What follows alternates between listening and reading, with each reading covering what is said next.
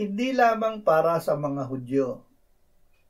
Ang Panginoong Hesus ang Kristo dahil ang Espiritu ng Panginoon ay nasa Kanya. Ngunit hindi siya pinanaligan ng mga Hudyo.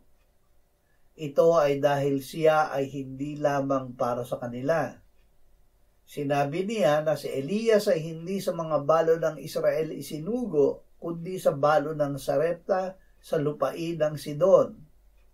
Si Eliseo ay hindi isinugo sa mga ketongin sa Israel, kundi kay Naaman na taga-Syria na nilinis niya. Dahil sa sinabi niyang ito ay ipinagtabuyan at pinagtangka nilang patayin si Jesus. Si Jesus ay naparito sa kanyang sariling tahanan at siya'y hindi tinanggap ng kanyang sariling bayan.